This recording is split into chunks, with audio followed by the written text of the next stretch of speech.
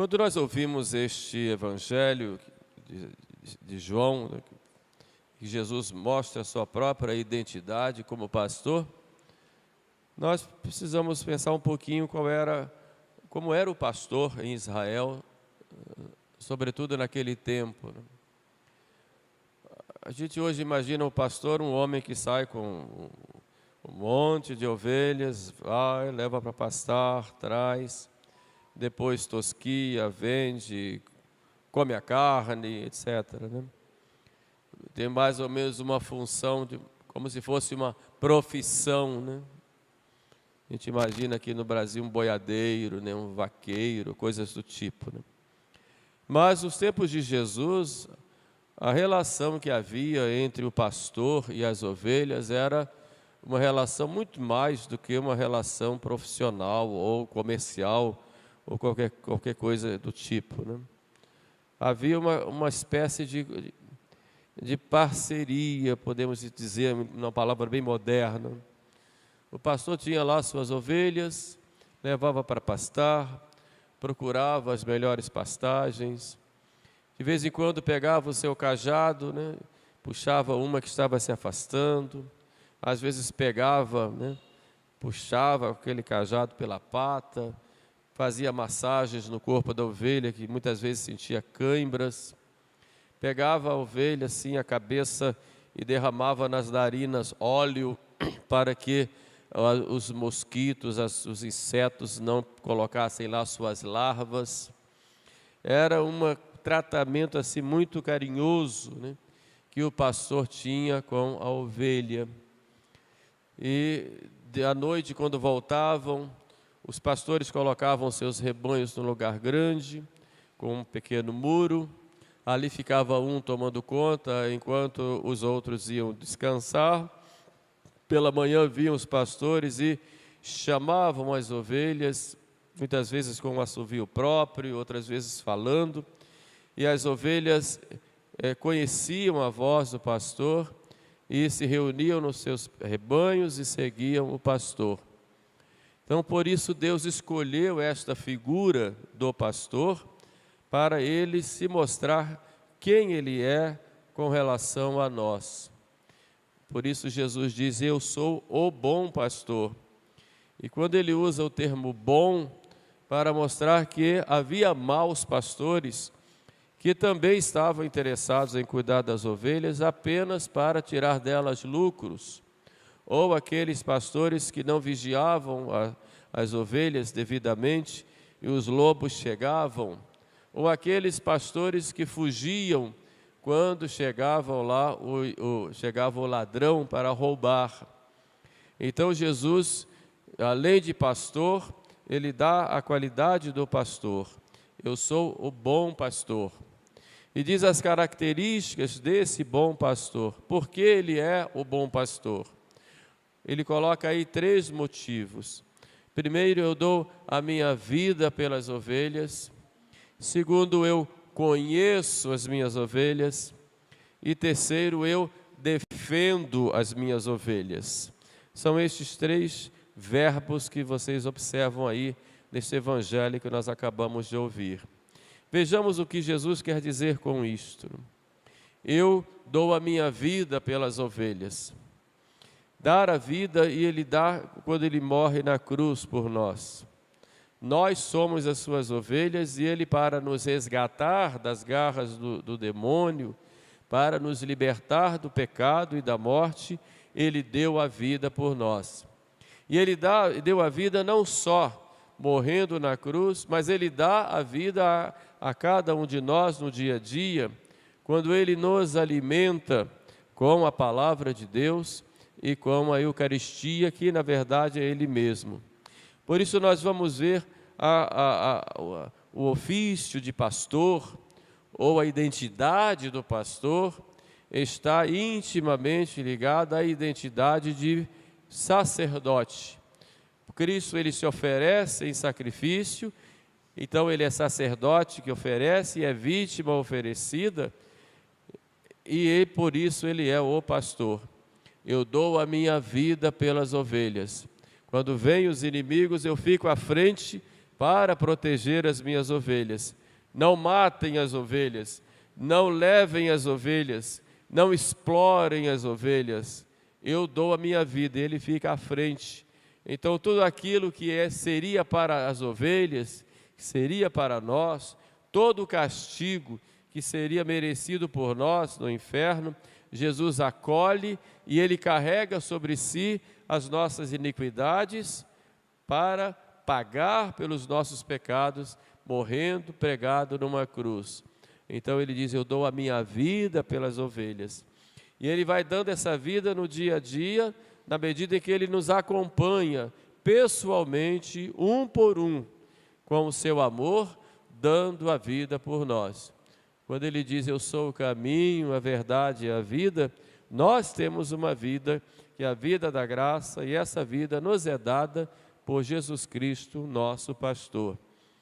Por isso São Paulo, cheio da graça de Deus e consciente disto, ele diz: não sou eu quem vivo, mas é Cristo quem vive em mim.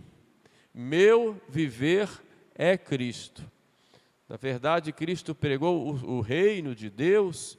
O reino de Deus está no meio de vós, ou está em vós. Na verdade, esse reino de Deus, num sentido mais estrito, é o próprio Jesus dentro de nós, caminhando, como que passeando dentro de nós, como num paraíso. E é claro que é preciso que nós nos preparemos para que Jesus habite em nós e viva em nós, porque Ele dá a vida por nós. Quando eu digo meu viver é Cristo, meus pensamentos são de Cristo, minhas ações são de Cristo, toda a minha vida, os meus projetos, tudo que eu faço, tudo tem que ser inspirado por nosso Senhor.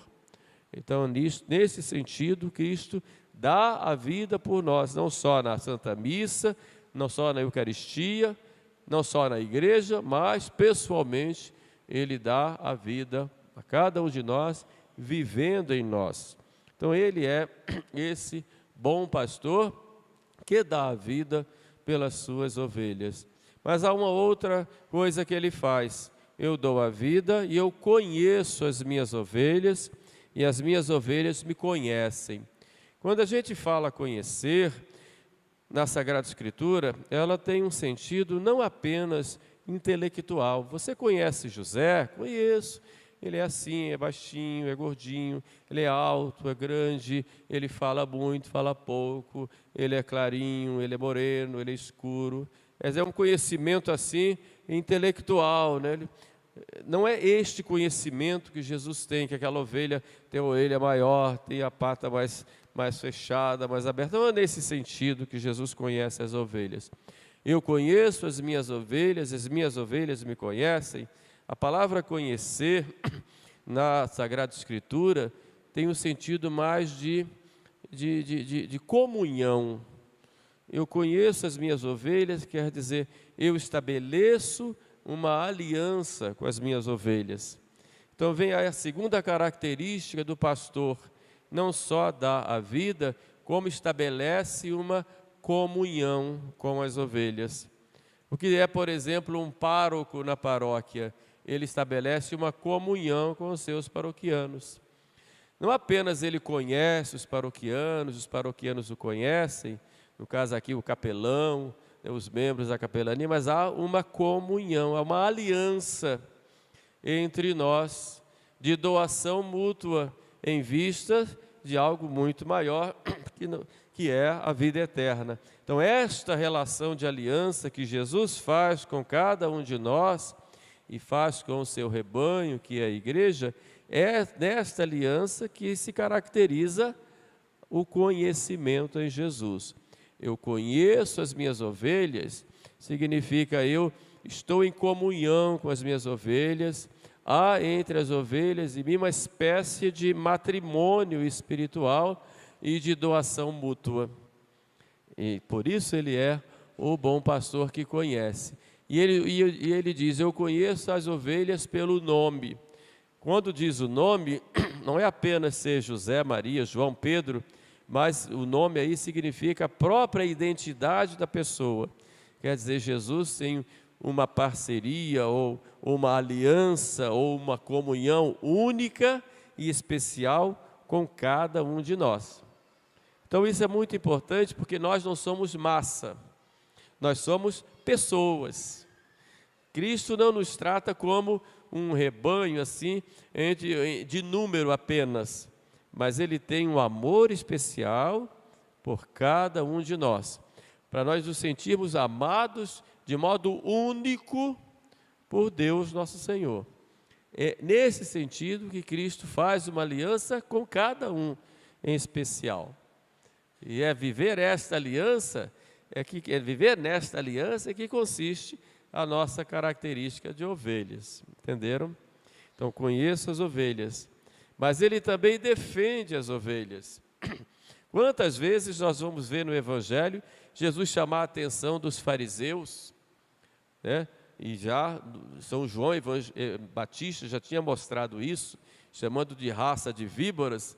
Jesus chama de sepulcros caiados, brancos por fora e podres por dentro. Não querem entrar no reino de Deus e não querem deixar que os outros entrem. E depois vão ser estraçalhados. E chama atenção, corrige, condena, expulsa, como a gente vê lá, expulsando os vendilhões do templo. Vocês fizeram da minha casa, da casa do meu pai, um covil de ladrões, enquanto a minha casa e a casa do meu pai é casa de oração. Então nós vamos ver Jesus como pastor defendendo e colocando meios no seu rebanho para que defenda, para que sejam as ovelhas defendidas. Se teu irmão pecar contra ti, vai em particular e fala com ele. Se ele não quiser te atender, vai e chama mais 2 pessoas para servirem de testemunhas. Se mesmo assim não quiser atender, vai e leva para a igreja. Se não quiser ouvir a igreja, põe para fora. Interessante Jesus dizer isso. Às vezes comunga lá. Jesus fala isso, põe para fora. Hoje em dia falar isso é pesado, né? Excomungado. Mas é Jesus que já lá em Mateus 18, né? Se não quiser ouvir a igreja, vai embora.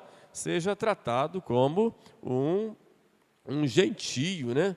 São Paulo diz lá, chamando a atenção do pessoal de Corinto, que tinha feito lá umas bobagens, lá umas coisas, tinha permitido lá que um incestuoso estivesse.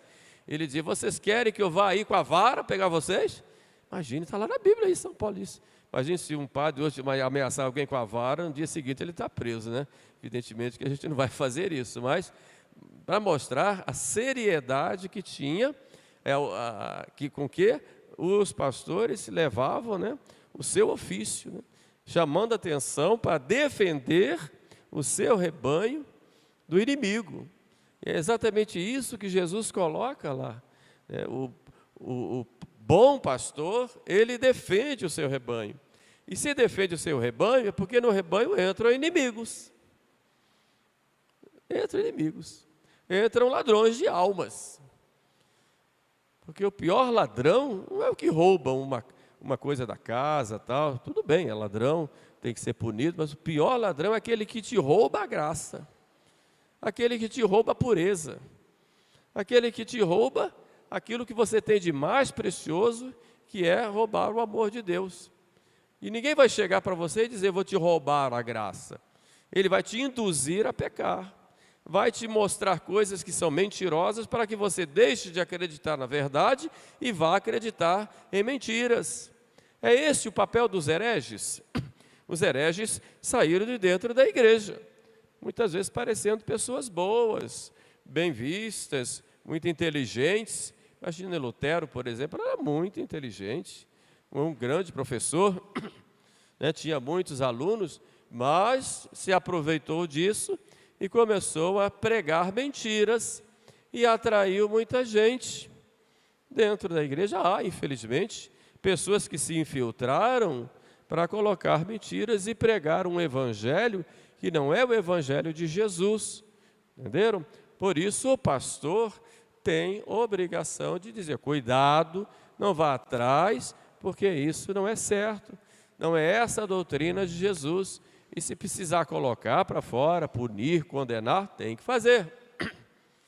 Por falta disto, ou pelo atraso em se fazer isso, pela demora em se fazer isso, a gente vê tantos males que aconteceram na igreja, sobretudo nos últimos tempos, depois principalmente do Concílio Vaticano II, esse retardamento em tomar medidas de cura levou muita gente a se perder e a ser mal formado, porque a essa demora em defender, nessa firmeza contra, evidentemente, os lobos que se infiltraram e ainda se infiltram no rebanho de Deus. Então, Cristo, nosso Senhor, é esse pastor que defende as almas, que defende as ovelhas. Agora, hoje muitos se apresentam como pastores, né? Muitos. A gente vai na internet, meu Deus do céu, uma quantidade imensa nas redes sociais de pregadores, né? Gente que entende de tudo, né? Sabe de tudo, fala de todos os assuntos para ter seus seguidores. E muita gente segue, né? Segue porque fala bonito, tem lá um estilo bom, outras vezes é uma pessoa séria, outras vezes não, tem outras intenções. O fato é que nós temos muita gente que segue, né? São seguidores, né? Outro dia, eu passando, fui numa igreja, uma senhora deu um grito, eu sigo o Senhor. Eu falei, muito bem, me segue, né? Eu sigo o Senhor. Eu falei, meu Deus do céu, já tem seguidor. Meu Deus do céu, não sabia que tinha seguidores, mas... Porque essa mentalidade, né? Eu sigo. Nós seguimos a Jesus. É Jesus que nós seguimos, né? É Jesus. Eu tenho 1 milhão de seguidores, mas quem tem que seguir é Jesus. Ele é o bom pastor. E qualquer pastor que existe hoje e que se apresenta como pastor, não pode se autonomear pastor. Vou fazer um canal e agora vou passar as minhas ideias, então eu virei pastor desse povo. Eu estou me autonomeando, não é verdade? Então, qual é a primeira pergunta que eu tenho que fazer? Quem te mandou? Qual é o teu mandato? Quem te enviou? Porque na igreja o pastor é sempre enviado, como Cristo disse. Assim como o Pai me enviou, eu vos envio. E Cristo envia através da igreja. Porque se for cada um enviasse a si mesmo, basta pegar a Bíblia e dizer, agora eu sou pastor, como há tantos pastores protestantes aí, claro que pegam lá a Bíblia, eu sou pastor, se autonomeia pastor. Quem te enviou? Foi Jesus. Como? Jesus veio e disse, vai lá. Alguns até dizem que foi, né? Mas Jesus envia através da igreja. Então a primeira condição para alguém ser pastor é ser enviado pela igreja. Essa é a primeira condição. Senão é um livre atirador. E isso é um risco muito grande. E se isso ocorrer, tem que ser uma situação tão temporária em que se busque o mais rápido possível este mandato da igreja. Senão, não vai se perder essa característica de pastor. Então, quando vocês verem aí, na internet acontece muito, né? O padre fulano, frei cicrano, pastor tal. De onde é essa pessoa? Quem é essa pessoa? Ocorre casos até de pessoas que foram até demitidas do estado clerical, que continuam ainda, por crimes que cometeram dentro da igreja, a igreja os expulsou e continuam ainda lá com o seu grupo, né, e defendendo, muitas vezes defendendo a tradição, porque isso atrai, né? Então, quem te mandou? A quem tu obedeces? Estás em comunhão com quem? Então, essa é a primeira pergunta. A segunda pergunta, importante, né? Que alimento tu me dás? Qual é o alimento que eu vou receber de tuas mãos? A gente vê na Sagrada Escritura, o pastor leva as ovelhas para ir dar o alimento. Para as águas tranquilas me conduz, e conforta a minha alma, lá o Salmo 22, tão bonito, né? As águas tranquilas não é um regato, não. É a água do orvalho das plantas, né? A água tranquila, aquele orvalho. O pastor saía tão cedinho, ainda escuro, e levava as ovelhas ainda antes de chegar aquele sol causticante, né? E aquelas águas tranquilas. Era o orvalho, a planta molhadinha, a relva molhadinha. Então ali as ovelhas comiam e bebiam daquela relva ali. Que alimento o pastor dá? Dois alimentos são os principais. O primeiro alimento é a palavra de Deus. Mas não é a palavra feita por mim, mas a palavra de Deus. Eu tenho compromisso com a palavra de Deus, não é com a minha. O próprio Jesus diz, a doutrina que eu vos dou não é doutrina minha, mas aquele que me enviou. E é claro que é dele, evidente. Mas no modo dele falar, do respeito que ele tem pelo Pai. Qual é a doutrina do Padre Edilson, do Padre Rafael, do Dom Luiz Henrique? Não é a doutrina nossa. Tem que ser a doutrina de nosso Senhor. Nós não somos fazedores de doutrina. E não existe achismos na igreja. Eu não acho isso, eu não acho aquilo. Em termos de doutrina e de verdades da fé e de moral, a gente não acha, a gente tem que ter certeza. São motivados pela fé. Então nós trazemos a palavra que vem lá dos apóstolos até hoje, através do que nós chamamos de magistério da igreja, que é esse conjunto de ensinamentos que a igreja vem trazendo. Então eu não posso de repente chegar para vocês e dizer, meus irmãos, antigamente isso aqui era pecado, viu? Agora não é mais não. Espera aí, mas a doutrina mudou, por quê? Não posso fazer isso. Eu sou servo da doutrina. Eu não posso criar uma doutrina e de repente dizer diferente. Antigamente as pessoas acreditavam nisso, agora a igreja não acredita mais não, acredita nisso. Não pode. Então, qual é a doutrina que tu me ensinas? É a doutrina da tradição? É a doutrina trazida, vinda dos apóstolos? É a doutrina trazida pela igreja, dos diversos concílios que a igreja teve até hoje? É a doutrina que está lá no catecismo e que foi pregado pela igreja sempre, até os dias de hoje? Então, esse alimento a gente tem que ter bem o critério, porque se alguém vem ensinar algo diferente daquilo que foi anunciado, São Paulo diz aos Gálatas, seja anátema, seja amaldiçoado. Até se um anjo viesse, ele diz, ensinar o evangelho diferente do que eu vos anunciei, seja anátema. Então não tem que ficar mudando a doutrina, não existe isso. A verdade ela é única em todo tempo, em todo lugar, é verdade. A mentira é que é diversa, cada um inventa a sua história, mas a igreja não. Então, o que é que me ensinas? Que alimento me dás? A palavra. Que alimento me dás? A Eucaristia, a presença real de Cristo que vem como alimento para a alma. Esse alimento me dás? Então, eu tenho que não só ser mandado, mas tenho que trazer o alimento. E o alimento real da palavra e o alimento do sacramento, sobretudo da Eucaristia, que é a presença real de Cristo como nosso alimento, como nosso Senhor. Mas há uma terceira pergunta, e aqui eu já encerro. Para onde tu queres me levar?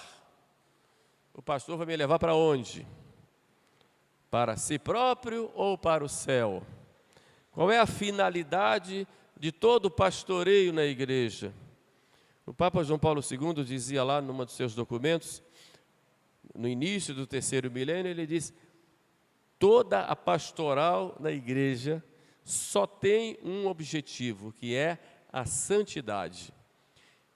Então, para onde queres me levar? Eu quero que tu sejas santo e alcances o céu. Pronto. Aí sim a ovelha já tem o caminho e já sabe para onde o pastor vai levar. Aí eu quero que tu venhas para cá para fazer um paraíso na terra. Isso eu não quero.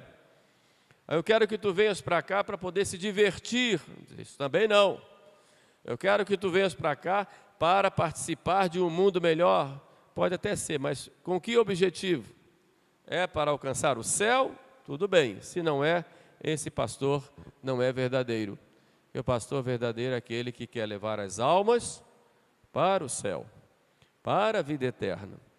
Então, nota essas três condições que tem que ser enviado, tem que trazer o alimento saudável da palavra de Deus e da Eucaristia e tem que conduzir as ovelhas para o céu, são características dos bons pastores. E foi isso assim que Jesus Cristo formou a sua igreja, dando os pastores para nós. Infelizmente, se a gente olha na história da igreja, a gente vai ver, ao lado de muitos e santos pastores, a gente vai ver maus pastores, que mancharam a igreja daquilo que ela tem de humano, que não deram um bom exemplo, e que ainda hoje dão escândalos no meio do povo de Deus, afastando muita gente do caminho da verdade, seja pela sua conduta, seja pelo seu ensino. Infelizmente, a gente vê isso hoje na igreja, e a gente vê uma época de grande confusão, exatamente por causa dos maus exemplos de alguns pastores.